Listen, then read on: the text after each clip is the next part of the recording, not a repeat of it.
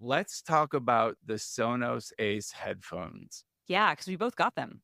Our friend of the show, Brian Guffey, got us a great deal Mhm. on some Sonos Ace headphones, and I jumped on it because I am always looking for comfortable over the ear headphones. My ear canals just do not work for earbuds. I Yeah. have bought multiple iterations of AirPods that sound okay, but don't fit my ears. Or like the one in my right ear always falls out no matter what cup size I choose for it. So over the years, like the only way to go for me. And like these headphones we're using for these Sonys we use for the podcast, they're comfy. I can wear Yeah. them for 2 hours about before my ears start hurting. But I wanted a really good pair for watching TV, watching movies, and music listening. And so I jumped on this deal.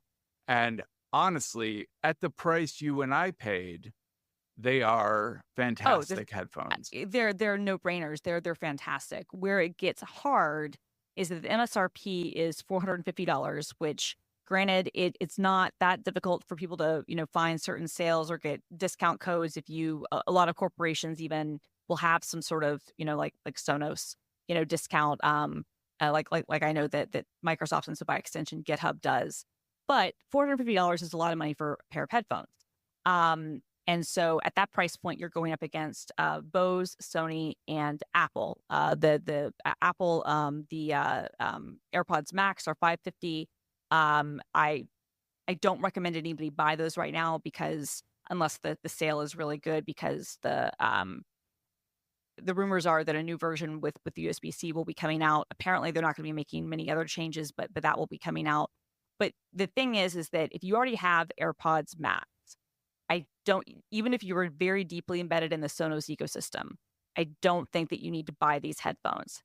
But if you are somebody who is looking for a pair like you are, Brett, of like good over ear noise canceling headphones, they are very, very comfortable. Oh my They are God. very premium. The It's noise really good. canceling is insanely good.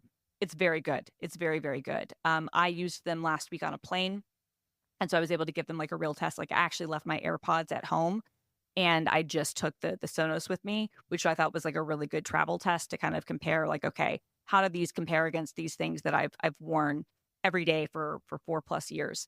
And really, really well. Like I would say that the noise canceling is right up there against, Sony and Bose, who are kind of like the leader in that. And then the transparency mode, where you can kind of hear background things coming in too. It's pretty good. It's not as good as on the AirPods Max, but it's or even the AirPods Pro 2, but it's really, really solid. Big thing for me is like I don't know what your experience has been like.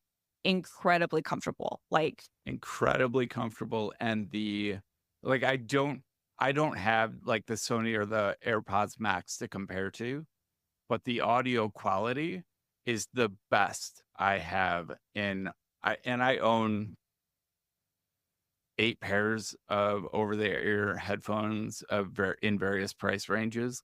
And the Sonos Ace trumps them all. yeah, It's a really good pair of headphones. Like you said, like it's a competitive market, and I'm sure it depends. Like I said at the beginning, at the price you and I at the paid, price that we got them at, it's a amazing. no-brainer. It's amazing. It's harder at MSRP, and the only reason I say that is that I feel like if you already have things in the Sonos ecosystem, because right now, how I think that a lot of people envisioned how these would work would be that you would be able to wirelessly tune into any of your Sonos speaker zones that are happening throughout your house. And if that were the case, at this price point at 450, that would be, I think, for a lot of people like a kind of a no-brainer, right? Because like, okay, I could tune into, this room where this thing is happening, or maybe this room where I have my turntable connected or something else. But that's not the case. How it works right now is that they only work with the Sonos Arc soundbar, although it apparently is going to be coming to some of the less expensive soundbars later this year. And so anything that's connected to that soundbar, so anything that's connected to your TV, your video game consoles, if you had a turntable connected to that or whatever, like that would all work over Bluetooth and not over wireless. But that's the only one that has the audio switching feature with right now. And so for the Sonos aspect of it, like it, it's hard for me to kind of say it. I guess it depends on how deeply embedded into the ecosystem you are. But I think that the real thing is that it's like if you're in that market for like a premium pair of noise canceling headphones for travel and you take the Sonos part out of it, I think they're really good. But as you said, it is a competitive space. I think Apple, if you're in the Apple ecosystem, there are some things about AirPods that are just better just because of the things they do with the H1 chip.